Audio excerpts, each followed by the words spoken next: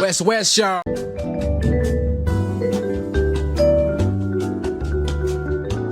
Okay, welcome everybody to another episode of Empty Out the Clip, the EOTC. This is the podcast where we talk about what happened during the week in the news, sport, or whatever. I'm here with my brothers, Ardie and Leti. What's up, boys? What's up? What's up, Bruce? What's up, clean What's shaven cracking? guy? Clean shaven guy. It's cracking. You must be on your way to 100 and make your fools, eh? We say Phyllis. Oh, soon, hopefully. I don't know. You can, you can check your classes, eh? Yeah, man, download the app. Yeah, I didn't know that, bro. So how far off are you from 100? The last time I saw it was 61. Oh, so they go So man. I know. So, So you know, 4 how weeks. because you didn't download the app, how did they still keep track of your the classes you attended? Yeah, I think they might or Jordan just ticks it, like remembers it or ticks it off or whatever. Yeah. Yeah, because I thought it was had to do with the app. Like if you had the app and you booked it, and you know, it will tell you that's how you know. That's a good strategy, though. Or But I think if Jordan does it like on his own, that shows how committed he is to his business. You know, yeah, looking out for all the members there. Like if you come to a class, at least you're gonna be ticked off. Eh? yeah. Yeah, but shot, man. But yeah, it starts with some shout outs. I know Let's has a few shout outs for this episode, but we'll start with you, Ars. Okay, I just want to shout out to my daughter, Rose. She just turned 21 yesterday. Oh, happy birthday, Wakalika. Right. 21. 21, big 21. Shout out to my niece that came over for my dad's 80th. To all the family that came from out south on the day. Yeah, it was really nice. It was just, he didn't want a big, like, go to a restaurant or anything. He just wanted to, because we couldn't do a barbecue because it was raining. So we just got trees. It was nice. And just a shout out to, because we got this thing for our training group. This club was coming next weekend, and everyone's been committed this whole past three weeks, I think. Everyone's been committed to come to the trainings and that. Shout out to the crew. Yeah, that's my shout outs. Been trying to remember this one. So my list of shout outs, man. This was a late happy birthday to Safotu Junior, who was on here on the back of the 135. Happy birthday, Us. To Brasco, Filippo, Etuale. Happy 40th birthday, Us. Sorry we didn't come out to your birthday, but I know you smashed that, man. Friday to Tuesday, Brady. I love the commitment, Us, and still going to work. My man. And a huge shout out to also to my doggo Devita again, flexing his in his cell logos forever. Proud guy from the hood doing his thing, and also to Hans and Savita. Thanks for for watching, gents. It was good to see someone on a Sunday morning, then coming and we'll see you on the pod. So yeah, guess to show you the support we're getting from guys watching. And my last one's to my bro Pat La Pepe. Happy 40th fools. Hope you have a good time over in Rarotonga with the missus and friends, our close friends. Pat flew over from Melbourne, I think last week on Saturday, and shouted us breakfast at West City, so we caught up. And I just wanted to let you know, let it go. It was 24 years ago, man. It's just a game. It's just a game, man. But good to touch base with some of the boys that we used to get up to. You know, good back at high school over at the Doggo Mickey's. So West Coast Road, Mickey's got a place along there. Got a nice bar set up downstairs as well. So hopefully we get to question that one again. It must be good if you're not going to work on a Monday. Sure, boys. Me, let's.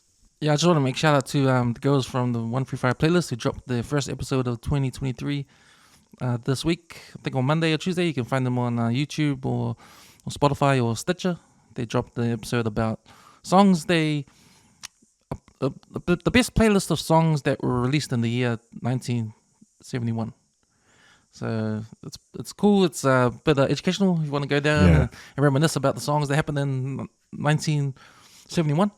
A lot of songs that were like used as samples for masters for samples, Yeah. for modern day R&B and all that. So go check that episode out. Also, shout out to the boys from the Canarock, our rugby podcast on the WesWes Network. Stace hosting that one. And the boys, Saleh and Roger and Joey jumped on, talked about Super Rugby. They previewed the Super Rugby games this weekend.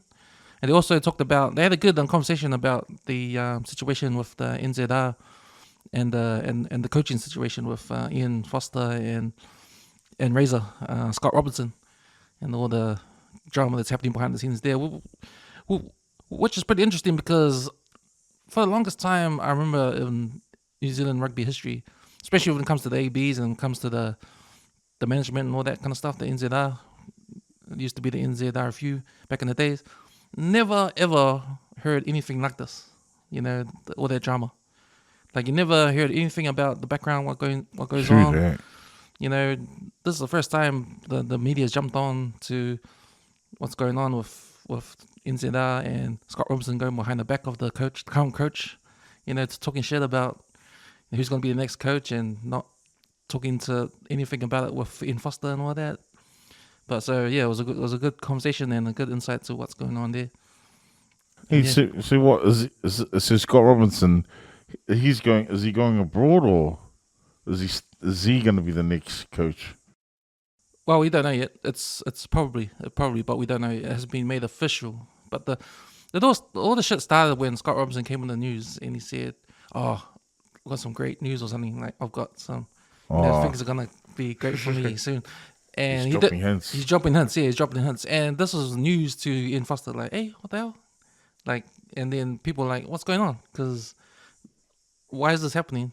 Did our NZR talk to Scott Robinson behind Ian's back and said something about, oh, we want you to stay because we don't want you to go because you're going to be the next coach. Yeah. See, we don't know this, and apparently Ian Foster didn't know this either.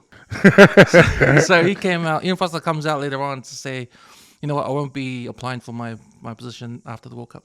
Oh, okay. And then after that, NZR says, okay, we'll be announcing a new coach after the World Cup in 4 weeks' time. So they're going to announce a new coach for the All Blacks before the World Cup. Who's going to take over the coaching role? Which, if you think about it, sort of makes sense in the future point of view, because with all these New Zealand coaches that are doing good, like, and they're out there looking for jobs too, like Dave Rennie, he just got fired from Australian Rugby, but he's a quality coach. You got Jaemon Joseph out there as well. He's another quality coach. I think NZR's point of view is they got to secure a good coach before they take off to someone else. Yeah. You know what I mean? So I think from that's their perspective, I think. But whether they handled it correctly, that's a different story. Yeah, I saw the Sevens. I saw New Zealand 1A against Argentina. Was it Vancouver? Not Los Angeles. That was last week. They had another one this weekend. They're in Vancouver. Oh, okay. So I think the final was tonight. I think. Hey. Also, New Zealand women's in the finals. I'm not sure. I saw some of the game. I saw USA beat Samoa yesterday in the round robin. Men's. Yeah, in the men's. Yeah. Man, shout out to Brian Lima though. Fuck. To take a bunch of this island boys there, born and bred, nothing fantastic. I mean, we've heard on the back of the 135 how pretty underfunded those guys are back in the islands. Yeah. I mean, there's no sort of like secret now. It's just all hard, huh? These guys are playing for the pride of the jersey. And also, man, shout out to all the Samoans around the world, especially supporting our Goa boys over there, like in the 7th Circuit, because, man, these guys are just getting by, like probably just being able to have enough to catch a bus here from like in between trips and that. But when you see the support that those guys got in Las Vegas, again, man, the plug to Jerome Luai to get all those guys over there in one haul and get these guys to get up and silver for their no and stuff. Man, that's where all that love comes from me. I mean, that's why Samoans are so hard like that, man. Oh, dude, that's what I play a part of it. What do you think? Man, like, so when they're in Las Vegas, bro, he's got pretty much a whole crowd behind him, and that's support right from when they touch down. And then they usually plan like a luncheon when they open it up to all of Las Vegas and like all the Samoans just to come and pay homage and respect, because these guys are there they'll be lucky if they get like any pocket money from the Rugby Samoa. Yeah. Like a P, and so yeah, they just do a big fundraiser. So it's a fundraiser more or less. So you pay to get in for the luncheon, and pretty much all the community just brings donate. And then when they do their sievas, like they get the boys to come and rip their village, put the bowl down, then they sieva, And then all the boys do is do a haka and sing thank you, and that's it, And then they leave before they cash. Apparently they think they fundraise just under 50K US. Wow. So yeah, good spending. Enough to last them till the end of the prize giving, I suppose. See, the people that run the sevens, is it who runs it? World Rugby. Yeah, so shouldn't they fund all the like the trips, like overseas, to where the tournaments for each country? Like, don't they fund that? I don't think so, because if you look at Tonga, there's a few leagues that Tonga doesn't participate in. Oh yeah, And I think with what happened with the what would have been the flooding that happened last in Tonga, they were sending a team based in New Zealand to go. Oh, okay. And so yeah, that last team they played in the last league here in Hamilton did all right. And they went over and played in the Sydney one. They did all right again, and so they obviously if they placed, they get a bit of money. So that was enough to inject them to go to the next tournament. Oh yeah. So if you're not placing, it's pretty much just okay. Yeah. I think World Rugby's incentive is to help grow the game around the world. So if a country needs money to help grow their rugby in their country, like help with the school kids, then they'll fund that sort of thing. Yeah. But when it comes to like paying for flights and fares, it's up to the union in that country itself to do all that, unless there'd be some special circumstances. Because you can't. World Rugby, it doesn't make sense for World Rugby to fund like England or New Zealand. They've got their own money. Do that kind of stuff. So I think they're just there to help if anyone needs help. Hey, just to change the subject a bit, John Jones is fighting today, eh? He kills the Sheros. I couldn't give two fucks about that company. I've said it ever since I started cutting, man. I knew these guys are Kuluku, bro. They're gonna be Kuluku forever. Ever since what's his name? Guy from the Expendables, Randy Couture. Ever since Randy Couture got screwed over with his dual titles, man, the company's fucked, bro. It's been Kuluku forever, bro. Oh, okay. That's my 5 cents, bro. Yeah, I mean, no disrespect to all these guys that made it fighting in the UFC, like good on them, but it's just, but they're fighting for chump change, bro. That shit is chump change, literally. That's why that Francis, he left, eh? No, he wanted insurance. He wanted insurance that if he got hurt, he's still gonna get paid. Oh, okay. But they didn't want to pay it, so they stripped him of his title because he wouldn't defend it. Who are you going for to win? Oh, John, I've been watching the whole the Unbedded, the vlog that they put up on YouTube. He's because everyone because how he was absent because of his drug issues and I've just been watching his comeback sort of story sort of thing. But is it fair though? What does that say about every other fighter that's been current? Because this guy came out of nowhere. This guy just came out of a hole. Straight to just like Brock Lesnar just came out of a hole, juiced up, fight a number one contender. No, shows how bullshit bullshit the setup is, man. It's pretty gay. Like if you think about like boxing and compare it to boxing, it's like bro, boxing. Who was it? Say when Shane Mosley fell off from the De La Hoya and then he built his way up, he was on every undercard on Floyd Mayweather's undercard till he got his Floyd fight. Oh yeah, like, yeah. That's going 6 fights. Like he had 6 fights to try and beat everyone to actually secure a fight. And even when he lost to Pac-Man, like fucking, he still got his title shot, But he earns it. He earns it. Look at this guy just my little law. 3 put on a bit of weight. Yeah, for 3 years. How the fuck does that work? Yeah, that's a good. Yeah, not even when Ali got stripped of his title was like that. But they still had to fight. It's like, bro, that's just these UFC guys are just muppets, where they just make it up as they go. Yeah, how does that happen? He's come out of nowhere and straight to the. And it's not even the same divisionals. He was a light heavy fighter. Oh yeah. No, he's heavyweight. He looks like he's put on a bit of weight. Yeah, this before and after photos. But yeah, he'll be dangerous, But yeah, in terms of like credibility for for that belt. It's like, fuck, it's gone ever since. Yeah. Because he never really beat, he never really got a hiding, eh? He never lost, No. really. It's because I was watching, with, what's his name, Daniel Cormier had so there was 4 of them, and there was that Dominic Reyes, is it Rashad Evans, Anthony Smith, and Daniel Cormier, because they all had fought John Jones. They all lost. Yeah, they all lost.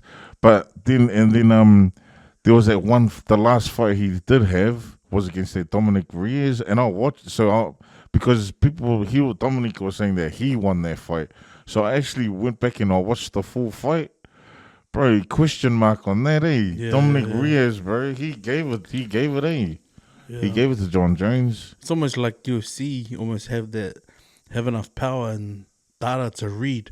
If the crowd's gonna get upset over it, fucking they will go with the champ, the current champ. That's how they'll play it, because they know they'll get another 2 fights. If it goes to a third, decider. There was that one guy. Is it Colby Covington?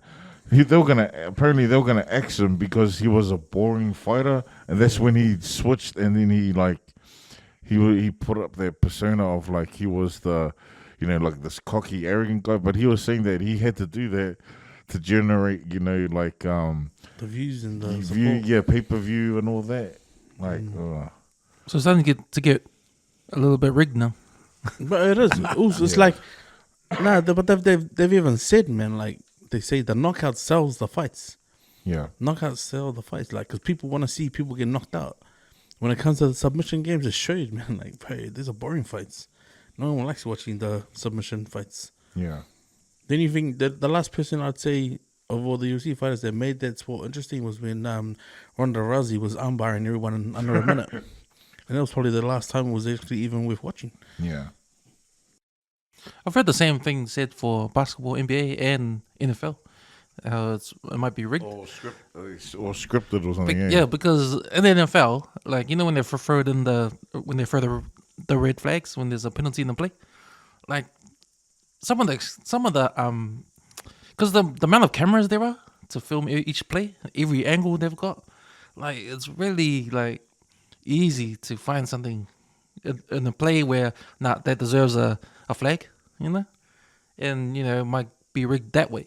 Like, if the refs get a call from upstairs, oh yeah, we need this team to make it close to this team so people can stay and watch, like. Yeah. And the same is said for NBA. Like, I heard Bill Burr on social media. He was talking about how he thinks the NBA is rigged, but he said, I'm just saying, because I think what happens is that in the first quarter they just let the players play, and then they start trying to rig it from third quarter onwards, like to make the game close. Like, if there's gonna be a blowout, the refs will try hard to make it close, so if the fans can stay and all that. True. Wow. But that's just Bill Burr just putting it out there. That's what he thinks. But Well, if they make movies about like all the triads and like in that, the gangster stuff, they always say if you make a movie about it, it's probably most likely true. So until they make another film, a basketball film about that, match fixing. Did you hear about that riff that got caught? He was he betting? Was he betting, like? Oh no, he was gambling. There was this riff one riff in the playoffs apparently years ago. well, that's conflict of interest, then, if anything. Yeah. And that's a bad position to be on there if you're betting. You're betting on the game you're refereeing. They've made movies about it. Yeah. And apparently it was a playoff game, and it was like an NBA riff. Anyway, how's everyone's week been? Yeah, it was good. It was good hanging out with my niece. It was just a good hanging out with my other baby. We did a lot of things. A lot of family have taken her out. And it's funny because she came up when I went and dropped her off to my brother's house yesterday. She was saying that she wanted to actually stay here. She didn't want to get back to Oz. Oh yeah. Yeah. Did she say what? Oh, because my parents are older. Yeah. And Yeah. there's someone at the house. Because she's been driving my dad around, and my mum Yeah, and she sees it as a kid, but it was just good having her around. I took her to her dad's because she's never because over there they got I think it's called Grubbies in Brisbane. So I took her. She wanted a burger, and I'm like, we'll go to this place. But is there any other burger joints? Because that's what I could think of. Was her dad's. I saw Wahlburgers came out in Auckland this week. Where's that? Manukau? in the Viaduct, I think. Yeah. You know Wahlburgers? It's Mark Wahlberg and Donnie Wahlberg's burger joint. They opened one here in Auckland. Hey. Yeah, apparently. There were queues, eh? Yeah, they were big queues. When opened on Friday, I think. And then there's reviews in the paper, and some of them are bad reviews, eh? Like, really? Yeah, Wow. like it wasn't all that, eh? I don't know, bro. Like, if you think about pinnacles of like burger style burgers, fuck, you'd have to say white ladies up there, hey. Oh, hell yeah, man. And that's not saying like, oh fuck, were you drunk? Like everyone's got this, they go back to it. This is fucking like guy, bro. What kind of shit is this? But like, if you think about price wise and like quality and burger size, like Headhead's NZ burger and their tap burgers are pretty standard. Like that's good. Yeah. But the white lady hits a bit different, because it's like a Wisconsin burger. No, it's a bit wider. You know what? I'm gonna say this. I don't like Headhead's burgers, eh? You don't? Anymore? I think they need to like change one thing. Just get the good quality meat patty. You know, okay. because they still get the cheap meat patty. Oh yeah. You know, the burgers not the structure of their burgers are awesome. You know, they got different types. You know, they got the egg one. What's the egg one? Do you like the Yokum? The Yokum. This is my You know, favorite. they got good names for their burgers. They got good stuff in there.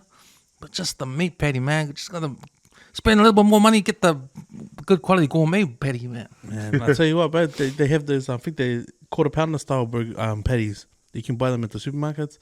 I tell you what, man. Every time I have one, fuck, I get gout. Oh, And that's how you know it's pure Ooh. beef, man. It's like fucking always get gout, man. Straight up. Like we had them at work one So you're time. screwed for gourmet. Yeah, bro. If it goes fucking like yeah. anything bigger than like a thin, the cheap ones, that fuck. Bro. Yeah. Bro, I feel it in my knee straight away, man. Oh, damn. Well, that's what I mean. The cheap, thin, takeaway style meat patties that Yeah. Headheads that use. Yeah. You know? But I reckon, that's what I said. Like, the reason why White Lady Burgers is primo, because they use the gourmet burger patty. I think Headheads will be up against that if they put the If they gourmet change patty in. the patties, yeah, change the yeah. patties. Man, they'll be up there with Straight White up. Lady, I think. Because They're it's still that. cheap Because too, it's eh? that they don't use special sauce. I like the tomato sauce, straight tomato sauce, or whatever, because it tastes like homemade, man. Hey, Yeah. that's the difference. Yeah, so I got 2 Yokum combos. Man, my niece was saying, "Uncle, what is this?" It was young because I remember the Yokum burger. Was it $12.50 or $13.50 now? Oh no, it's $15. So they're going up 15. You're better off getting the $28 combo up there. Oh, The egg, What's there's in two, that? 2 egg burgers, I think, comes with 2 fish, a sausage, and hot chips, and a drink. wow. So you spend Damn. $15. You spend $15. So you just got the one of each, eh? Yeah, Yeah, nah, you should have got the $28 combo. I've been up there twice, and my daughter picked it out. She's like, "Dad, wouldn't that value for money? Isn't that one better?" Okay, good girl. Can I extra $4 just for $22? This means you're gonna take another set of eyes. yeah. Oh my gosh. Yeah, but their egg burgers are decent, man. Yeah. The egg burgers are there, all right. Oh man, I think I need to change my because I always just get the Yokum combo. And yeah. Anyways. how was your week? It was good, man. Mike's still giving me Triple A ever since I did the flooring. No, I have been stretching, but it's when I'm relaxed. It's like if I'm fully relaxed and I try and sit up, I can feel it in my back, my lower back. Mm. It's not the best day, but it's like as the day gets on, it's like I'm warming up and then Oh, it feels yeah, alright. yeah, yeah. But it's just when I'm relaxed and cold. Plus, I've been sleeping with the door open, like the cage door. It's been cold at night, so it's been nice. Oh yeah, because it's been hot during the day. Eh? Yeah. But nah, I love sleeping, bro. It's when I miss a sleep. If I miss a sleep, I really appreciate the sleep. It was crazy, man. Like yesterday, Friday. I just finished work, and then my wife woke me up, man. Fucking, I only had 2 hours sleep. Then I couldn't go back to sleep, man. Oh, I was like someone on pee, bro. Eyes like this. till your next shift. Nah, until Saturday morning. Fuck, I literally stayed awake right up until about 4. Went back to sleep and got up at like 6. Oh man. No, you're good. I said, nah, it was alright. Week's been good. Work, same old bullshitty. Same people being shitheads. Shout out to all the shitheads. But no, when I was like thinking about, I don't know. I think I was, because sometimes I listen back to podcasts just to go to sleep. But then I had a bit of a little self-reflection over stuff. I read one of Cam's articles that he wrote. Loved the articles, bro. I shared that on my Bible's page, bro. My brother-in-law came in and he goes, bro, it was a solid. But, being a real fan, sports fan, had to be prepared. Oh, yeah. So I was thinking about that, but then I was like, just thinking like, man, like, I was thinking to myself, when people say stuff or put stuff out there, what builds you up to that point you get so upset? And I was like, just noticing I was real short, but in my head I was like, fuck, that's what happens when you're sleep deprived. Yeah. So when I did the all night of the boys, we literally stayed up all fucking night, man. And I told myself that's why I don't drink, because when you do split shifts and your body clock's on night shifts, everyone else is up at 8 during the day, then they'll drink into the late afternoon, so they will start falling asleep at about 10 o'clock. Yeah. But when you're on a night shift pattern, you're in bed during the day. Yeah. When you get to 12 o'clock lunchtime, you can go right until fucking the next day, man. That's what happened. So I'm sitting there with Mr. Seal Lalo and one of the boys, C. Pelly, and fucking looking at the gummers falling asleep on the chair. I'm like, fuck, what up to you, G? I could go another 12 hours if you ask me to, but fuck, it's like, this is why I don't drink, because no one's on the same body clock. Yeah. This is the work boys, man. Fuck, we would just sit there and carry on 12, 15 hours, because we're on the same body clock. But when I see the other guys say, I do shift work, they do a graveyard, which is from 11 till 7. Bro, my normal hours is 6 to 6. I can do 6 to 6 to fucking 6 the same day in the same afternoon, which is 24 hours. I could do that.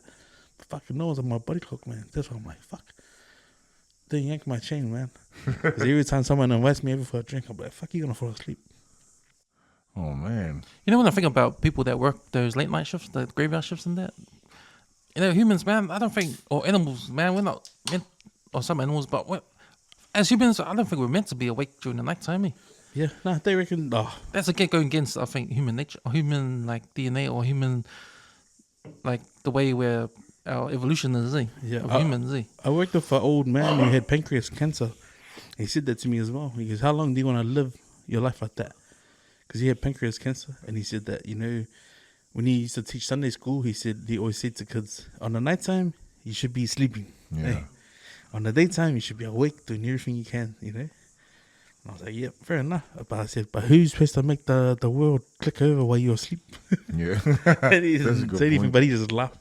He goes, all I'm saying to you, son, it's like, when you get the time to sleep. Yeah. I'm just doing it for my lifestyle for now, till my kids are finished school. Then I can go fuck around, do my own casual jobs, like pick up rubbish and shit like that, Because I know Eric has the same thing too, eh? Working overnight at BP, but coming home, like he said, and it makes sense. He has to have all the curtains closed, like silence, like to mimic nighttime during the day. Because otherwise, it's right. It's hard to go to sleep, eh? When it's daytime, eh? When you come back from work, eh? Because the energy, I think still carries over. Everyone's different though, because everyone that I know does my hours, they say, what time did you sleep in? 11 or 1. So we all get up around the same time. But then if you're doing nights back to back, you got to sort of have like a break in sleep. So you're up at 11 or 1. Go and get another couple of hours before you go into work at 6. Yeah. Because when you get to, if you did like 4 or 3 night shifts in a row, bro, you're fucked, eh? Like that's hard. But when you do a split shift, usually you can stay up all night on Wednesday and then get up, for Thursday or something. But it's difficult, but when it comes to a social setting, bro, it's just hard to find people, when they want to drink. Yeah, because everyone's on the day. Put your weekly wages on the table, bro, because fuck, I can tell you ain't going to stay awake. It's like because my niece is used to the Brisbane, time. So, because I think we're 3 hours ahead or something. So, she'll be watching, or she'll be still up while we're going to sleep. These are the only people that can stay up, was someone from Brisbane. Yeah. Because their body clock's still back. Yeah.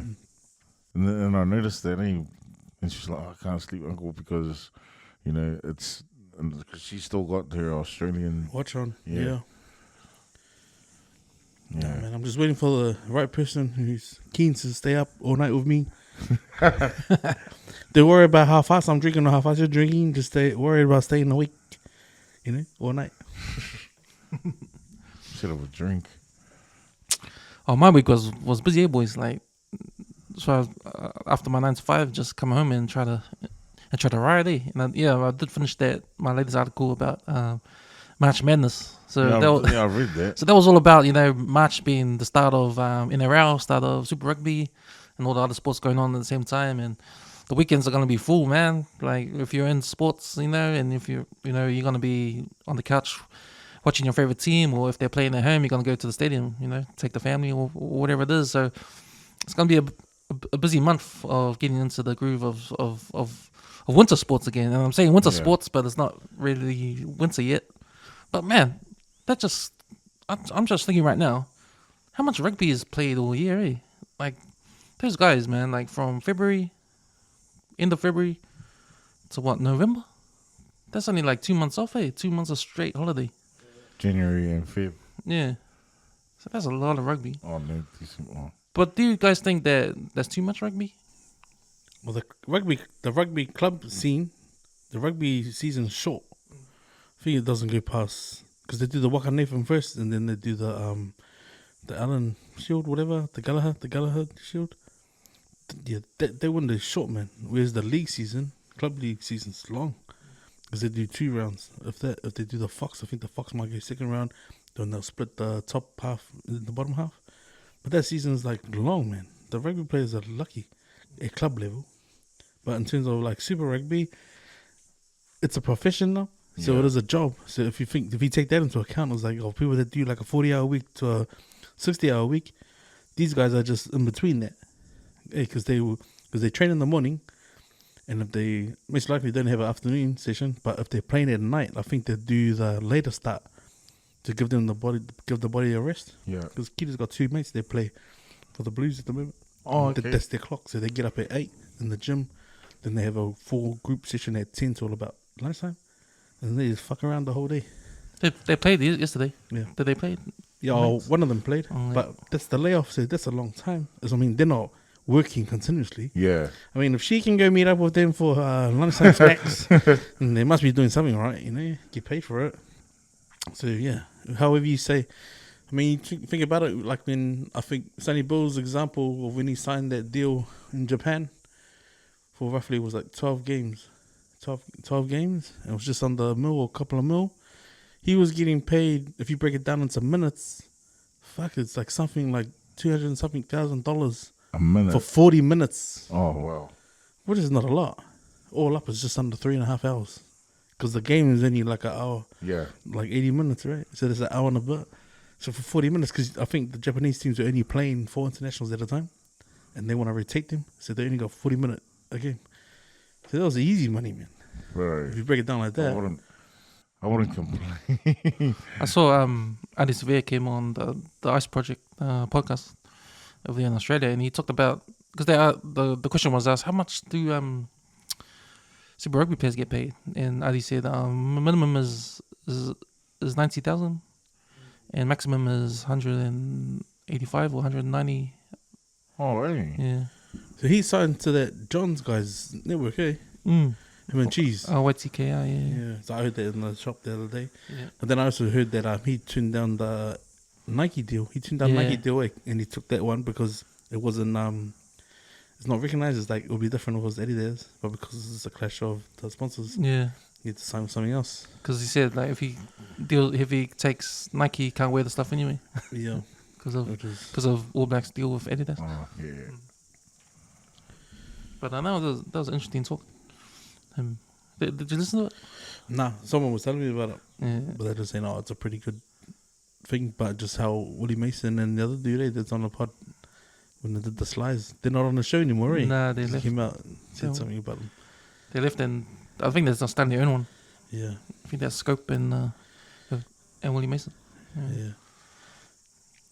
That's pretty ugly, the way. So yeah, all this week, man, I've been just getting into my writing, and I figured I'll buy a proper laptop to do my writing on, like just not one like that, but not one I use for the editing, but just a smaller one and with less power, just to use Word and just do my writing there. Like small enough I can carry around and just do that on the couch and write my notes and stuff like that. So mean, bro. but I'm going out to just looking at some. I've been looking at Chromebooks because that's only online and use Google Docs and that, and I think the price range is about like 500 to 800. Yeah, so hopefully I can get that done and then do that. But yeah, man, some more. I got some more writing to do, and I want to write. I'm trying to write something to summarize the weekend of sports in my own way. Oh, yeah, like, yeah. Like, see, the thing is for me, like, I want to write it in my own way because I don't know if you guys heard about the AI.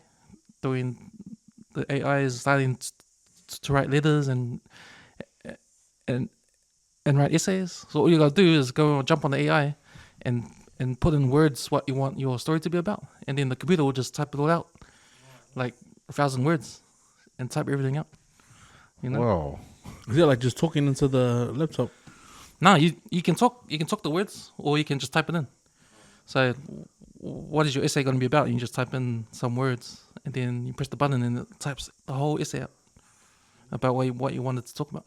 It'll do it all for you. What the hell? Yeah, it'll do it all Where for was you. that back in the back in school days? Yeah, exactly. Where's that back in school days? But see, the problem with that, I think, is that okay, school kids are going to use that to write the essays and that, and the schools are going to try to fight back on that, or people that want to write stories gonna use that and write the story. But the problem is that it's not in your own words. I dare AI to talk how we talk, our own slang, because I want to put that in my writing. Yeah. Like when I write about something, I want to put how we talk in there, And I don't think AI can do that, especially with the new words that come out all the time. Now sort of slang. But yeah, other than that and watching sports. So talking about sports, did you guys see the Hurricanes game? And Ardie Savea getting in trouble for his throat cutting. Did you? No. Oh, I reckon rewind it back a bit more, man. Like anyone that watches Wellington rugby and watches certain players, Dane Coles is a grub, bro. He's a grub, bro. He's one of those guys, right? If you're on the ground and you're getting up, he's the guy to chop you up and then try and have a go at you. Yeah. He can get hours of film of him just doing shit like that. So the ruck break away, he's still going, and then he's having like a little scuffle. If you watch the actual footage, Ardie's saying to the boys, he's saying it in Samoa, go, awa, ungsai. As soon as Ardie puts his hand out, fucking no one's touching anyone. But then you see this one mullet guy come through the ruck and make his way over to like whatever's happening, and Ardie grabs him. And he's trying to tell that guy, sorry, relax. You can't hear the audio because it's fucking loud, but he takes him to the point. That guy's trying to fight him. So he throws him down. He's Dane Coles. Nah, Ardie throws one of the guys who was, I think it's the Rebels, He comes through the ruck. Oh. Trying to break the fight up. But Ardie's already told the boys, fucking leave it. Just leave it. If the captain says fucking stop it. Yeah. But he had everything under control. But if you listen to the commentary, bro, it's a bit racist, man. They're like, oh, here we go. What's going on here, guys? Oh, no. Savea. And because Bus jumps on as well, but this is his brother. He's probably going to go, fuck you. Leave it. This one mullet comes walking through the ruck, man. And then that's who Ardie takes around and fucking throws him on the ground. Because he obviously wouldn't let it go. Yeah. And then someone must have said something to him. I bet you it was along the lines of, oh, fuck, what a cheap cunt. Or what a pussy. Bro, he reacted big time. He said, what the fuck? What me a pussy for, cunt? Yeah, fuck you, yeah, fuck. And he does that. Fuck, cut your fools off. Wow. That's what I got out of it. But I was like, fuck this commentary, bro. Commentary on Sky is fucking bullshit. So he did the cutting throat thing towards the Rebels player. Yeah. And then he got sent off. And then the commentary was like, the papers go, oh, this is disgraceful, you can't do that sort of thing. And he has to apologize. So he did apologize later on. He also said that his dad rang him up and told him off as well for doing that. Oh, man. But then Ardie was saying, "Oh, sorry for what I did." It's just heat in the moment stuff. Just things on the field. You can't. Things like that happen. Also, if you listen to the audio while you're doing what you're doing, you got every right. You have my support, right? Yeah. When your team, you had the power in that moment, to tell your boys, fucking leave it. Everyone left it. Everyone wearing the same colors as you. Fucking listen to you. Hey, because you're obviously the senior of the one guy. Yeah, and then there's one Pukia with the mullet came through. He deserved that. I would have punched him already, bro. When he came through, I would have already punched him. But yeah, bro, man, he should never say sorry. Like, you can say sorry on behalf of the franchise and that, because your dad told you to, bro.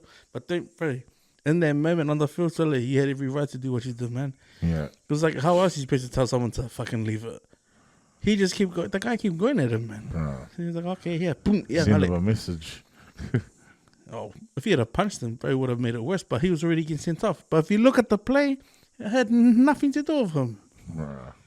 It was like way off the ball, It was like after it went from the rock to the blow up, and then he had to take him around because the guy wouldn't let it go. He was like, fuck, what are you doing? And he got penalized for doing that. So fuck that. It should be Dan Cole and the other guy getting sent off. So he got stitched up big time. The Warriors played too, The Warriors played Newcastle Knights. And they won? And they won. Now, Newcastle Knights is, in Australia, they're saying that they're going to be the team to get the wooden spoon. Oh, they already said it? Hey. Yeah, they already said it. Who said it? I think it was Paul Kent. Fuck him. That's why I was like, oh, fuck, if it was like Gallen or JT. Fuck, oh, really? Yeah. So they won. They beat them. It was kind of controversial at the end because Kalen Pong, because he played 6. He was in the halves. So he's going to play in the halves. He's not going to be fullback like he's used to. So he's going to play in the halves. But there was questions around him and his defense in the halves, sort of thing. And I did see him get bumped off with one of the tries. I forgot who scored the tries. But he came off because he got a head knock, right? At the sort of like the last 10 minutes of the game. Yeah. Or 5 minutes. Last 5 minutes of the game or something. He got a head knock and had to come off. And he didn't want to go off because the game was on the line. They were about, it was. But was he okay? Like, was he good to go? Or? Well, when you watch the replay, he did get knocked in the head. And he came down. And then he stood back up. And then the doctor said, nah, you're coming off, mate. You're going to come for test, the HIA. Yeah. And he didn't want to come off at that time. So, which was disappointing for him and for Newcastle because he's an X Factor guy. And when the game's on the line like that, you want him to be on the field. But because of that, him have to come off then. Yeah, safety reasons. Yeah, for safety reasons, and fair enough because, concussion is a big deal. You don't want to be like fucking people that grow up in your 40 and you're rugby player and you got brain damage, that kind of stuff. So fair enough. And it's only game 1 anyway. Yeah. But so I can understand Kalen Pong's frustration and the Newcastle Knights frustration because you want your star player to be out there, especially when the game's on the line like that. But it wasn't meant to be. But hey, it's only the first game. The thing about the Warriors because I knew because I'm on this training page, right? And one of the girls, she's like one of the admins or our captain of the page. She was wearing the old school Warriors jersey, the black one.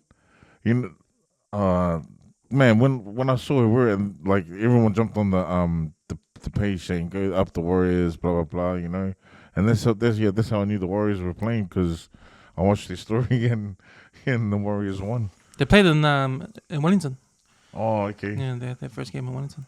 It's good to have them back in the country though. Yeah, after those 2 years of playing outside.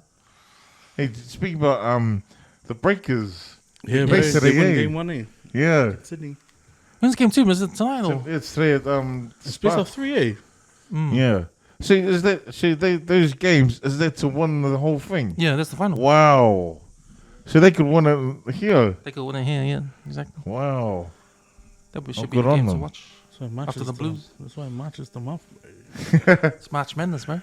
Oh, but see, the Blues are playing at 4. So when's the Breakers game?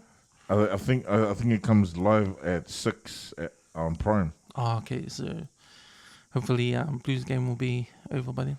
I think the Blues will be winning. They'll be over in the halftime. against the Brumbies. Nah, that's a good game. Blues and Brumbies. Because I think Brumbies is going to be the best of the Australian teams. Was it Friday? Saturday? Today, Oh, today. Fuck, 4 o'clock. Lost, man. But they're all in Melbourne, eh, these games. Yeah, because it's Super Round right now. So every game is in Melbourne. So Oh. yesterday they had the Pacifica Day with Drua playing and MP playing. Yeah, they're trying Moana. to steal that from the Magic Crown, eh? Yeah. From the NRL. You know, all the games they play the Suncorp. They're trying to adapt it because obviously there's a lot of Kiwis out in Melbourne. Oh, yeah. So, but yeah, the Everyone's stadium going still out. looks small. It still looks empty, you guys. Come on.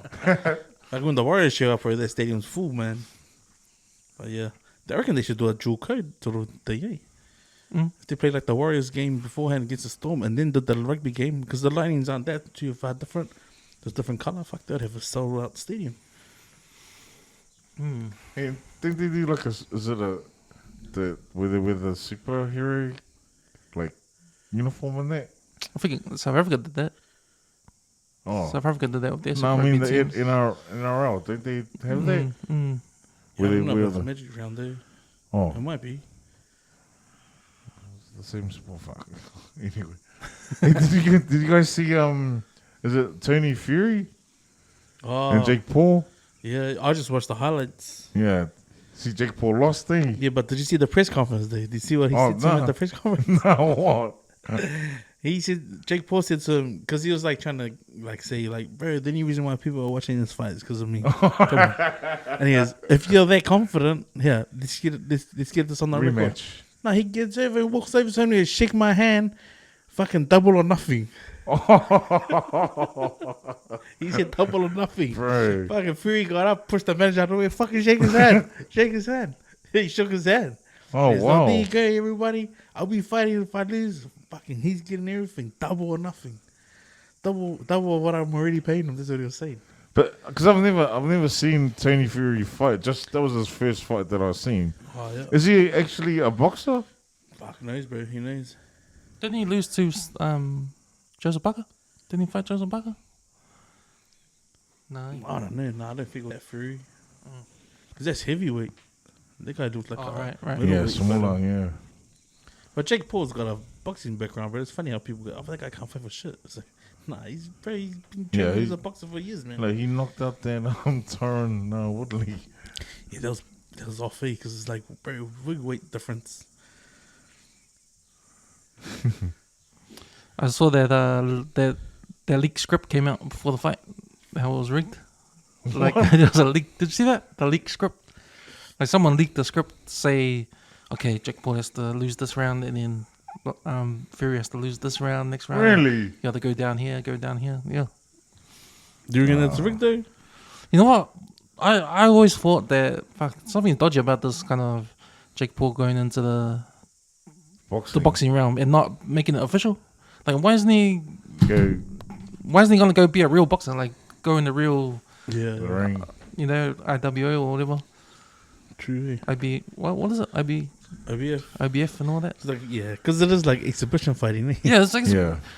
it's exhibition fighting, man. Like, Exhibition fighting, by the way, that's getting paid more than John Jones. They're fighting on the actual Yeah. UFC card. Yeah. Fuck. So I don't understand why does he just give you that exhibition stuff and go fight for Get real? Pro. Yeah, go Be pro. professional. But I don't know. Maybe it is all about the money, I guess. But he gets good fucking support though. Fuck, it's massive, eh? You Jake Paul. Sure. Yeah. Yeah. Shit. Especially to go fight in Abu Dhabi, bro. Like, fuck, he's got like royalty there. Like, Yeah. fucking everyone needs somebody over there showing up to their his fights. But that's the power of brand, eh? His brand. Yeah. Like he's built his brand up now. It's even bigger now in the boxing world. Speaking of building up brands, you put up Elliot, you put up on our MC at the Clip group page. What's his name? Iam Tongi. Oh man, Idol way. For those of you who haven't been watching Idol or have lost touch of what the latest show is in America, American Idol, man. So this kid, he's native of Hawaii. Pretty much got been pushed up, man. They couldn't afford to live in Hawaii anymore. So like from what I heard is that a lot of people that can't afford to live in Hawaii anymore, they leave and they go to the main island, which is America. So his family moved over to Seattle. So obviously living in Hawaii was hard. But then while he moved over to Hawaii, left Hawaii, this guy obviously played music, wouldn't he? His dad taught him how to play the guitar, the musician. Then he gets a spot on American Idol, man. Very heart-wrenching stuff, eh? So I think the day it dropped, I think I shared it on my Bubba's page. I had about 9 guys message me like, bro, who's cutting onions, man? Like legit, like Galafai. He obviously did the audition, and what I took from it was like, you know, music is such a beautiful thing, man. You know, when you're in your dumps or when you're in your highs, music's one of those things that can just pull anyone out of in whatever slump they're in. But this Tongan boy, he sang a cover, and it's called Monsters. If you've heard the original and you've seen the video clip, you would never realize, like, bro, that guy sang the same song. But Katy Perry said, like, this guy's a magician, man. Like, she said, I believed you, every word you said. And this boy lost his dad. So 2 months before he auditioned, and he dedicated that Monster song to his dad. And yeah, heart-wrenching stuff, man. I'll tell you goodnight, close the door. I'll tell you I love you once more. Time is gone, so here it is. I'm not your son, you're not my father. We're just 2 grown men saying goodbye. No need to forget. They were crying. I heard this, man. A tear came down my eye. And you know mine. While you're sleeping, I try to make you proud. So, Daddy, won't you just close your eyes? Don't be afraid. But for me, it was Lionel Richie's reaction there. Yeah. And then the other judge, the white guy, Yeah. then he doesn't say anything. He just cries and he pulls. But what I love about when he started, because I sent that to my daughter when she was in Fiji, because she said, oh, I miss you, Dad. I sent her that. But she like sent the crying emoji. But his advice to him, he said, you know, when you love deep, you feel deeply too, eh? So like, that's the thing, like, you know. He obviously dedicated the song. But if you listen to the words, bro, the way he arranged it, because that sounds nothing like the original. Like the way he composed that, fuck, put that together. Yeah, felt like I was crying. But yeah, to all the 9 guys who messaged me privately and said, wow, got me crying, bro. Hey, it's human to cry, man. Yeah. It's human. It's a good thing to cry, man. Not all of us are built like rocks. But yeah, bro, that's probably, if you ask what was trending, bro, that was probably the number 1 trending thing along like any social platform. It was on Twitter, Snap. Fuck, it was just viral, eh? And yeah, he got his ticket to Hollywood too. Fuck. I want to see more of him. Is it still going, that show that he's in? I'm assuming so because that was recent, man. Like I got that a day after it posted. Oh, okay. And that's like last week. So yeah. So that was trending. What was anything trending for you on social media? No, not really social media, but I've been watching I watched some movies last weekend. Did you guys seen that is it The Tall Grass? I've heard about it. It's a horror or a thriller. A thriller, bro. You're talking about the related one. You're talking about that show. Okay. I watched the whole series last night. Of that Dated and Related. That sounds wrong though, but carry on. So there's siblings and let's say it's like, say for example, it's me and my brother, and there was a chick that my brother or I liked. My brother would be my wingman, or like say if they're sisters, they like the guy, one like the guy. It's it's like a wingman ship or whatever, But so the couple that won it, I actually wanted his brother to win, because I've been from his anyway. You gotta watch it. You gotta watch it, guys. It's the guy that I wanted to win. His name's Kieran. So he ended up with this chick named Alara. Okay, I can't believe I'm even saying this. I just got a question from my wallet, and the question was, so if Eric and Cameron were your wingman for the show, you need to take one guy. Who would you be taking on the show with? Oh. Is that the premise of the show, to find out who the best wingman is for you? No, it's obviously, so at the end of it you win 100K, but it's say for example, this is just an example, okay, guys, us three winning, and like because we can say we're family, you know, and then we saw, like, saying there were 3 other girls out there, you know, and then like we all liked different, like different girls, right, and then. You know, the so if I knew you liked the girl, right, I'd go and like, hey man, you know Cameron, he runs this amazing podcast, you know. So your intent is to sell Cameron to the girl. Yeah, you know that he's digging or whatever, you know. I thought like, just in case some listeners might be thinking, oh, the wingman is to go and get guys. You have to make sure. Which 90%, hey, 90% of the boys test first. they end up doing those. Which one? Sharon. Oh yeah, I'll go talk to Sharon. But Sharon, man, what's up? Man? What's the abs?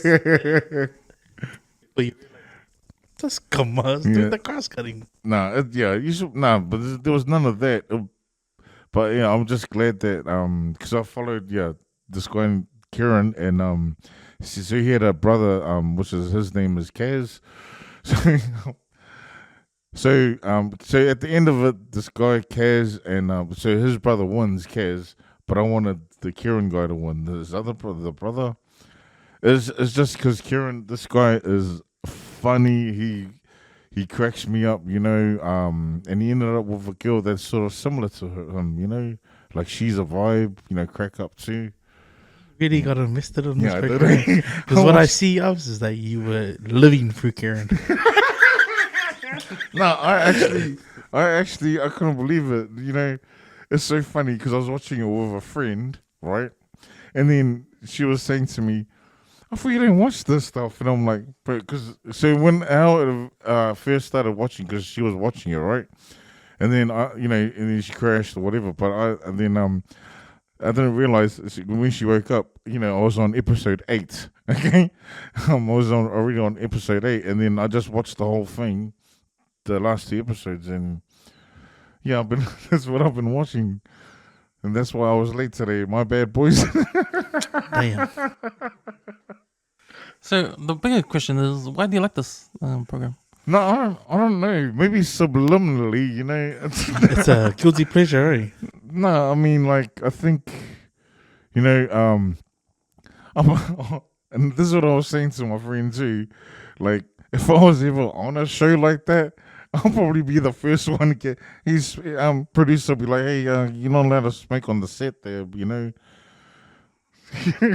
I'll be breaking all the rules. Oh, you can't touch that. Oh, sorry, touch. You know, yeah. It was just interesting, and how the siblings, because they were brother and sisters. Like, so there was a brother and sister. Oh, a couple of them too. You know, yeah. And they had to sleep in. It was so funny. The brother and sister had to sleep in the same, you know, bed, but it was like a room of all of them. They didn't know separate, you know. I don't know if I could do that, bro. Yeah, but it's until the like, say for example, I found someone in there and she agreed, hey, you know, let's sleep in the same bed. So she'll come, or I'll go sleep while her, you know, whoever her partner is, she, you know. Yeah, but yeah, I don't know, man. It was just like 10 hours of pure just waste of time. No, that's good, dude. Okay, Yeah. you know, before I talk to you guys about what I watched, what's been blowing on my social media is the argument between Jerome Luai and I forgot the other guy, but after the Penrith game, how they were arguing and the camera came up to them and actually caught some of the words they were saying. Yeah. Like they quickly turned the mic off. Did you notice that? When the swearing started coming out. Yeah. So Jerome Luai was arguing, you know, saying, what did he say? Like, fuck, you didn't pass the ball, like, or something like that. So it was their teammate. Yeah. I forgot the guy's name. I've got my phone on me. But it was like, yeah. Oh wow! It wasn't for family viewing or listening.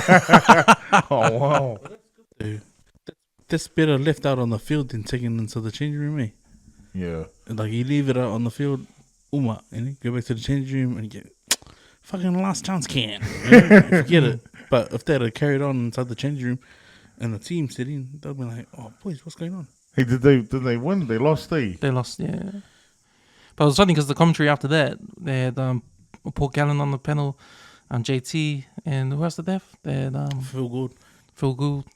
And they were talking about that argument, eh? But it was only Paul Gallen talking about it, eh? He was the only one that was outspoken about it. He was defending his New South Wales, man, that's why. Oh. So he was saying, hey, man, that just happens, man. Fuck, who cares? Like, move on, man. Move on. You know, people, we argue. Yeah. You know, that's the passion of, you know. The moment, the game. The moment of the game, you know, fuck, who cares? Fuck, just move on. And he was saying this. And he looks at JT and goes, oh, you had some, I'm sure you had some arguments like that in your teams you've been playing in. JT didn't say anything. Too humble. JT's too humble, man. Nah, yeah, but that shit is better left on the field, man. You know, take it inside the changing room. Like, if that's sit on the field, like, you know what they say, like, bro, you leave it all out on the field, fucking don't leave anything to chance. That's the end of the game. The game's finished. Going back, changing room, fucking new week, new game. You took it on the changing room, bro. These are those people we can't let shit go. Yeah. It was 24 years ago, Pat. It's a game, man. Fuck, let it go. Hey, so what was the score? I forgot the score. Was it close? Yeah, it was 13-12. Oh. Do you reckon they missed those players that left? Well, that's the thing, eh? Because Kikau's gone and they lost Carousel the year before. Oh no, they lost Carousel, eh? Yeah. Yeah, they lost Carousel and Viliami. And they're gonna lose Stephen Crichton next year. So And the new way. So, looks like a whole new team. Yeah, so they'll be on the decline for sure. Whether they keep up with what they got now, because they did lose to the England championship. Yeah, St. Helens. St. Helens, yeah. No. So that's 2 big games in a row, Yeah. you know, if you don't count the preseason games. But they lost to St. Helens. They lost to Broncos the first round. Now, the Broncos are a funny story, because, you know, is this going to be the year now, the Broncos? I don't know if you guys are the Broncos supporters, but do you think they're going to turn around and make top 8? I reckon there are high chances of top 8. They got the players on paper. Mm. They got the players on paper. I mean, this first round doesn't mean shit until after 10 rounds, I reckon. After 10 rounds, that's when you can see the front runners from the bottom half. And I think if you think about a team like Brisbane, they've probably been the only team that's done it outside the top 8 to win a premiership. And that's going back over a long history of teams who have been able to do it, you know? Yeah. Which teams like the Eels have done it, but then they never won. But these guys were the last team to do it outside the top 8 and won. That was when Lockyer was still playing. So it wouldn't write them off. So hopefully the argument that Luai had at the end sort of overshadowed the bigger story that came into this game, which was the Australian news plugging back to 135 again. Yeah, shout out to what's his name? Brave Finester. He was a Brave Finester. Shot Brave. You're the man who's keep clipping it and sharing it, man. We'll be seeing you a bill soon. So you know what? I reckon they saved that story for now, because you know Broncos and Penrith were going to play in game 1 of the first round, right? And they knew the story was gonna. They knew it when they first heard the first thing. Well, Cobo said about Kevin Walters, and they heard what he said about Jerome Luai on the podcast back then. But they said, nah, we'll save it for before the first round because they're playing each other. But that's gospel there, really. Like, I don't think there's any amount of passion like you can show in game or gamesmanship that you can say will save you from doing what Luai done in that game. That's the State of Origin game, mate, where he was out. Fuck yeah, of course. If you got up and you saw that reaction on tape later, you'd be like, fuck him. You couldn't, as a player, you wouldn't respect that. Even all the good that he's done in the Torches, he wouldn't respect that. Like, and I said then, he's a grub, man. Like, there's no amount of good that he can do because that's the way his meals are. Like that's him naturally. You know, these are the sort of guys you want to put the late hits on. Guys who do that sort of shit. Like that's like a Dan Cole's moment. You know, away from the play, it's got nothing to do with the ball, and fucking he's doing stuff like that. Yeah. And like, bro, you can't say, I didn't know he was out cold. Fuck. If a guy doesn't move 3 seconds before you have to get over the top of him, fuck, what's he playing dead? It's ironic also when you see who pushed him off Cobo at that time. When he stood over Cobo and he did his thing to Cobo. Do you know who pushed him off straight away? It's Papa Lee, yeah. Yeah. It's Papa Lee, you know? Yeah. And I bet you if it was someone else, he probably would have gone. Like if it was a white dude, he would have gone, come, I'll let it. But because it was Papa Lee, he was like, handbrakes. Leos, sorry, la, bro. Yeah. He dropped his fools, bro. You can tell, like, straight off the bat, his personality when, you know, he's, you know, like, that's, what did he write on that thing? That's my nigga, you know, things like that, you know. The speech, you know, at Brian Thorpe's wedding, he just tell off straight off the bat, like, man, this, and no disrespect, but nah, like, I ain't a fan. Yeah, like when you think about players, they like, might be Salmon or whatever, but it's like, bro, if you were picking your World Cup team, you wouldn't pick as a player, like, you know, because you're attracted to players, when you see a guy puts on a big hit, like you want to chase someone or like you wouldn't look past them. But a guy like Jerome Luai, the way he is on and off the field, bro, you look past him. Yeah, you look past him, like, you know. You wouldn't see like a Mamanenga, Wally Lewis, Laurie Daly, Ricky Stewart back in the day doing that sort of shit. No, man. Like that's new, but you know, they say, oh, this is the new era of players. But it's like, name another 5 because he seems to be the only one doing that, you know? Doesn't sell that to me, bro. I just think, bro, he's still a grub, man. So I watched this movie during the week. It's called The Whale. And it's starring Brendan Fraser. Do you know Yeah, he's off the, he's a comedian, eh? Oh, he's an actor. He starred in the Mummy movies. Yeah, he's the main guy in the Mummy. Yeah. So in this movie, The Whale, he plays this guy who's eating himself to death. It's like he's obese and he's gay. So he lost his boyfriend tragically, and he got depressed, and he's decided to eat himself until he dies. You know, so he doesn't want any help. You know, he's stuck in his house, and he's like real obese, he's real big. And man, when you see him, he looks like a obese guy. Like he's trying to walk, and that. I might give it up to the makeup and the special effects and what they did to. I think he had to stay like whole day to get all his suit, fat suit, his fat suit, or whatever. But it looks real, man. It looks real. It looks realistic, and you look at it and you think, "Fuck, that is." To be honest, that is yuck, man. You know. But I think that's what they were going for. You know. So it's about him. He's depressed. And he's eating himself to death. He doesn't want help, but he's still working. He's working as a English teacher, and he's working online. So his students come online, and he's on a Zoom call, and he's teaching all the students online.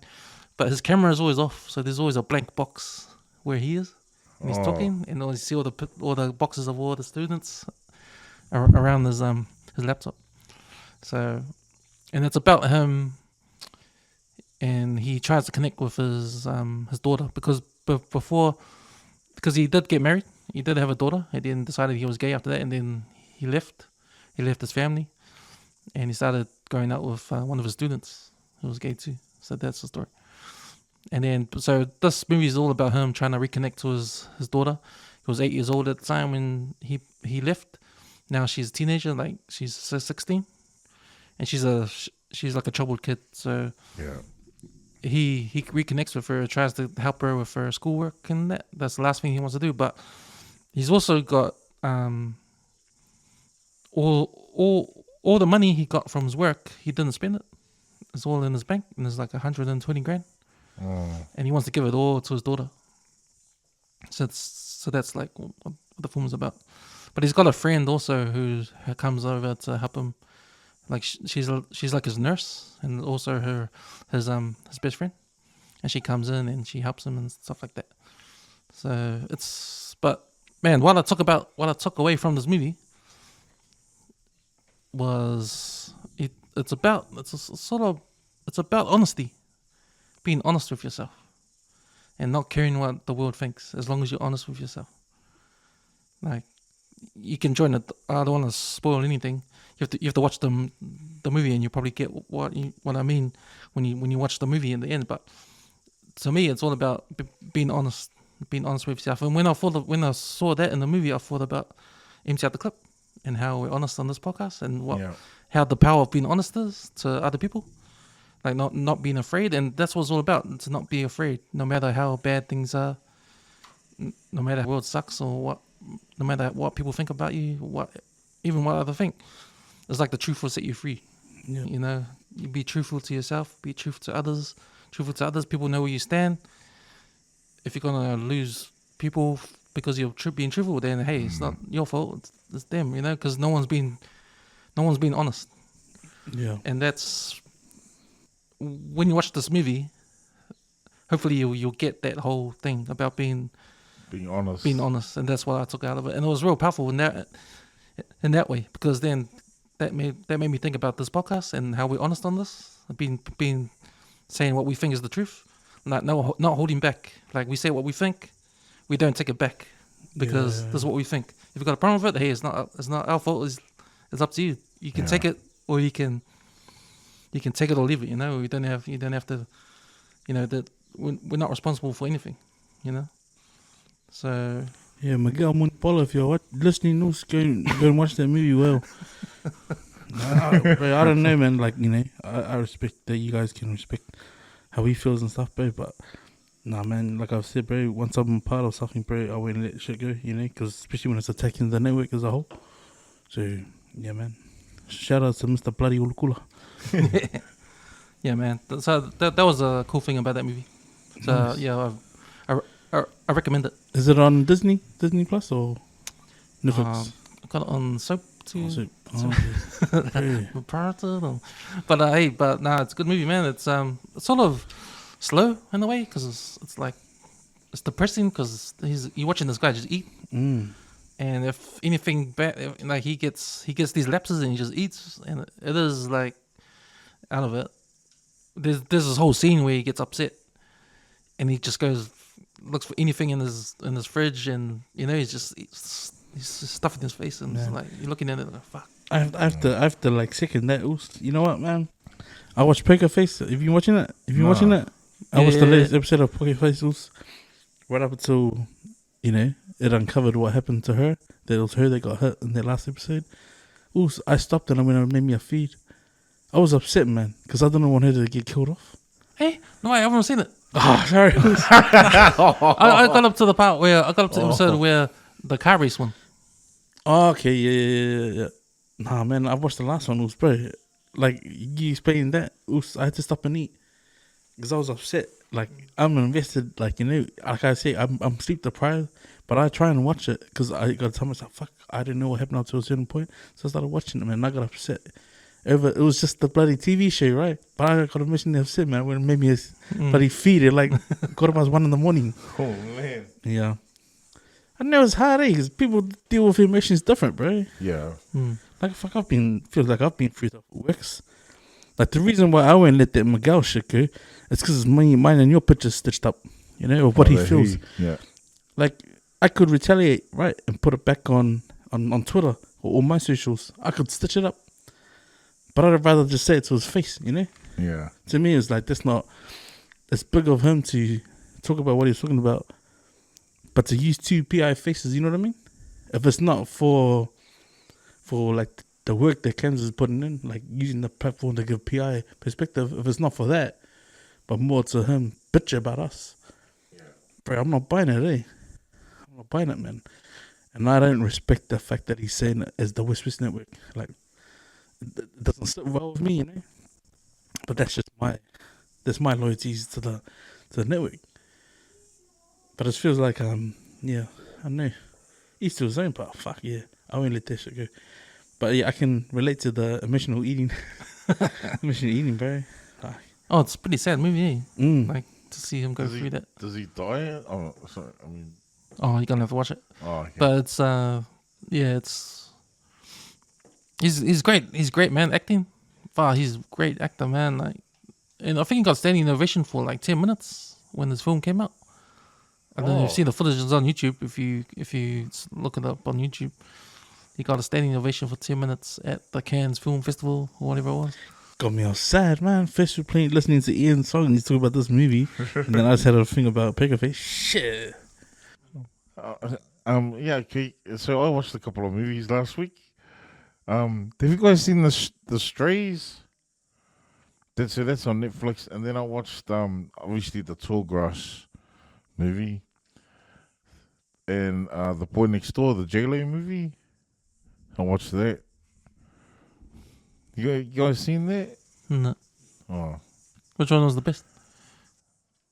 the one that got me, I think, that got me the most frustrated was probably the Tall Grass movie. Is that one when the grass is tall but there's dead bodies in the grass or something? No. So Or there's like a monster there. no. So apparently there's a rock. There's a massive rock in the middle of all of it, and this couple pulled up to the grass because I think because the lady was pregnant and she wanted to get some air, and then she heard a boy's voice in the grass saying, "Help! Help! I need some help." And then the girl was saying to the brother, "Oh, hey, there's a boy in there. He looks. I think he needs some help." But so I still didn't get the movie. But see, there's a twist in there where then the boyfriend comes, that's pregnant, I still don't know the twist. Man.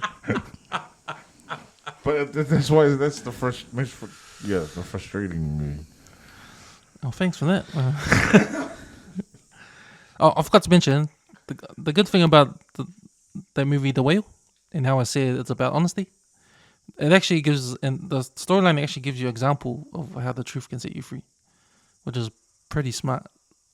Like it actually gives you an example of what happens.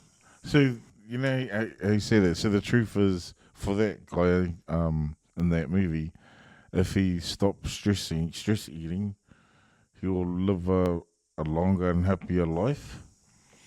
Nah, it's sort of like, because he's an English teacher. And he's learning, because he's an English teacher, so he's telling the students to write about how you feel, to be truthful, to write about, but he's not being truthful himself because he's put the camera off, and he feels guilty about that. He feels guilty about it because how can he teach the students when he's about, not unhappy?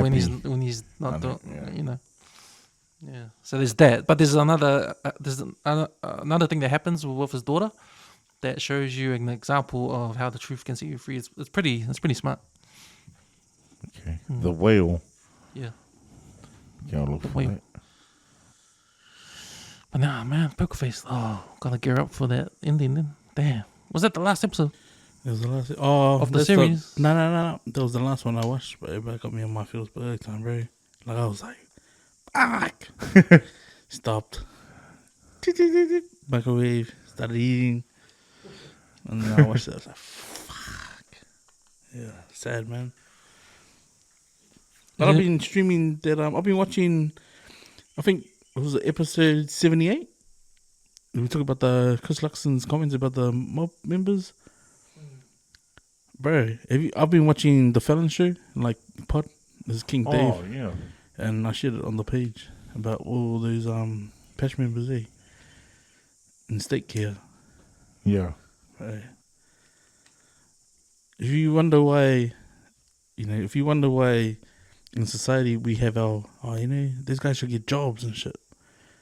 Try and live in state care back in the day. Because fuck, man, these guys got mistreated big time, man. So remember I talked about on that episode, I talked about that guy, Feke. So Feke Taito, he went and did like a criminology paper and he wanted to see why he felt he was the way he was. And they had a patch members convention. It was in Manukau. So over 300 patch members showed up, different clubs. Mm. But Yeah, this David guy, he has the Felon Show podcast. He got invited, so he was allowed to record a lot of the guys speaking. And the saddest thing you'd ever hear, man, is like how he obviously recorded different takes of people that came through state care, of why they've ended up inside and then come out and try to fit back into society. So Feki obviously put out open invite to all these guys that, you know, he might have stories to tell. But there's a chief bowler, he's part of the King Cobras. He shared his in-depth, like, in his story of what happened to him. They came over, so he's part of the second wave of Nuans that came to Auckland. So they were part of the Ponsonby King Cobras club back then. He went in and out of jail, but his mum wasn't all there. So she went into mental health care. Yeah. Wow. She was never well. And he talks about how his family got split up. So he went at the time at the Rock. He comes back out. His sister got taken into SIF's care. Then he ended up back inside. But when he done his second leg and he was inside Parry, he was with that Sunny Paito, part of the Mungo Mob Kingdom. And he said the whole time that they served together, they just became real close. Because they were just sharing stories about how they were brought up. And then talking about state care. Back in that time, you know, mental health wasn't really big, eh? Yeah. All he knew was, oh, my mum's mai. And when he comes out, he looks after his mum. And he still loves his club. He loves the King Cobras. But I've heard him talk. But just the power he had of him telling his story, eh? Like, you know, he spoke at my auntie's funeral. And he just want to listen, eh? But the way he's talking about, man, these broken families, when you think about state care back in the day, do they know, like, the trauma? Like, they wouldn't have known that back then, eh? Because this is all new. Like, we're talking about mental health and, like, people have a story, like, oh, this is what I was going through.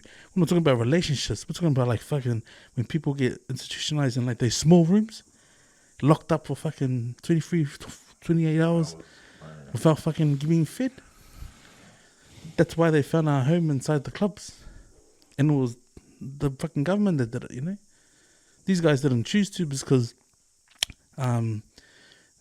there's another patch member who was part of the Stormtroopers. He talks about it, and King Dave interviews him.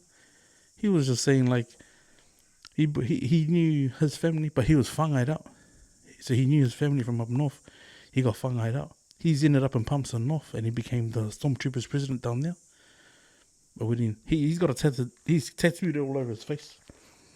And he did about, I think he says, in 40 years of his patch member life, when the penny dropped, he said he just wanted to look after the community, the homeless, because he didn't have a real home. Yeah.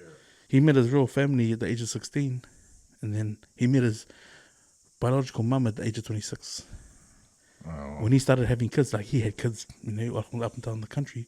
When he finally got out and he was clean, because he got addicted to meth, he just started saying, like, funny enough, I got whangai to a Palangi family. They looked after me, but then when I turned 18, they were like, oh, you're free to do it on your own. And he didn't know what to do.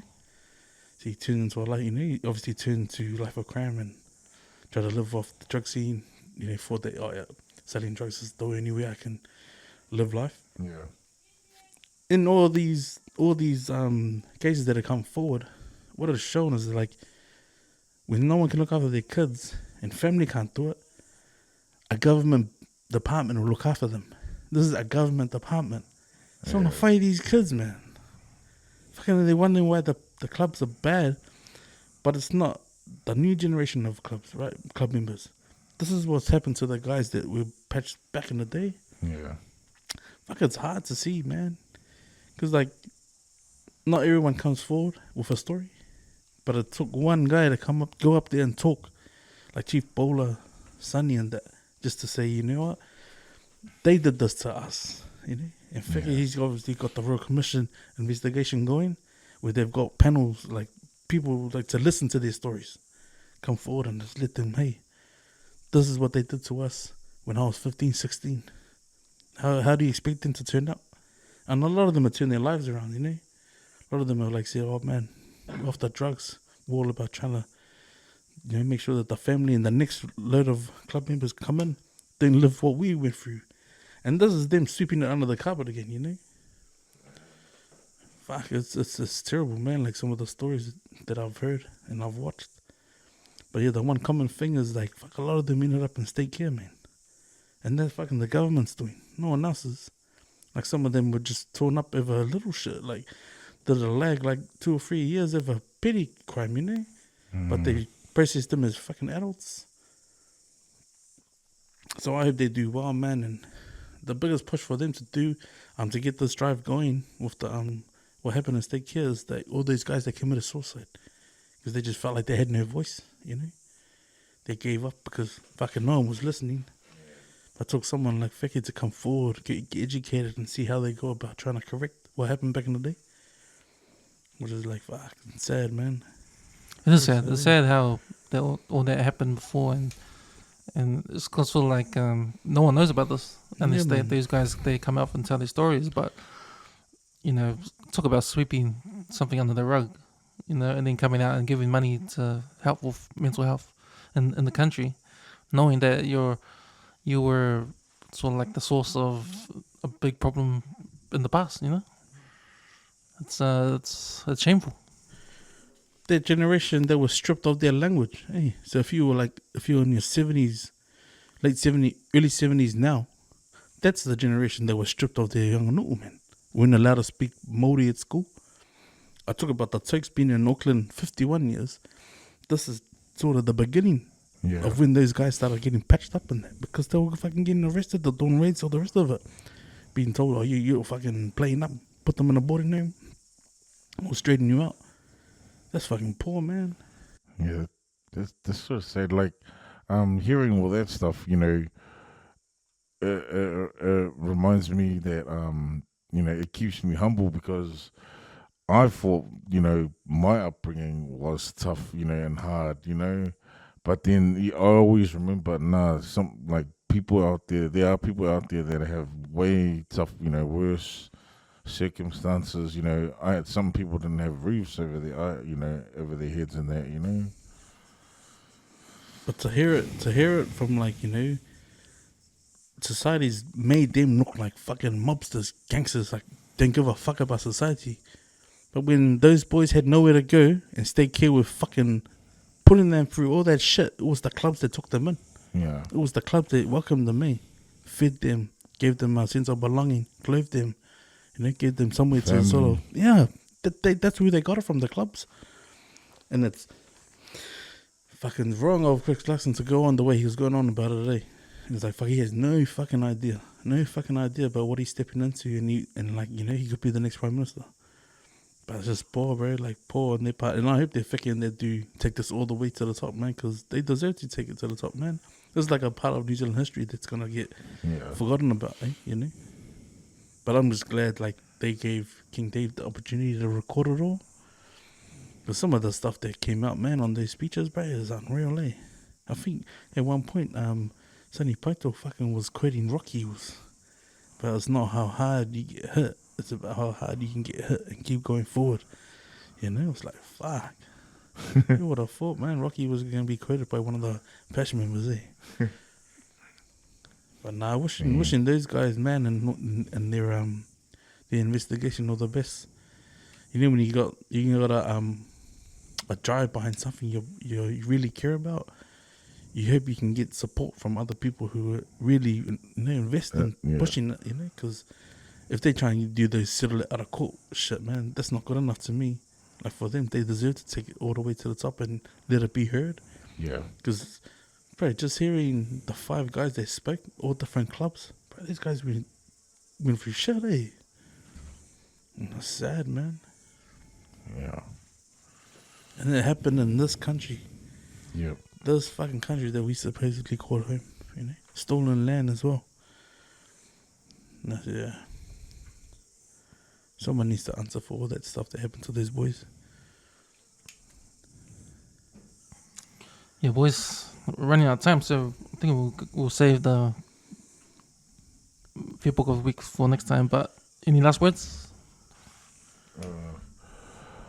Just to my niece, have a safe flight back to Brisbane. It was nice having you here. It's been a few years since you've been here. It was good having you back home. Yeah. Mad shout out to that Sam Chung Fu guy, the Someone Cowboy. His song was like number 1, and we said it on Empty Out the Club, like our December 4th episode when we were talking about music. And yeah, his song is number 1. The Ubla D, that Ubla one. D over there is number 1. Hey. So he came over on a tour, Australia, New Zealand.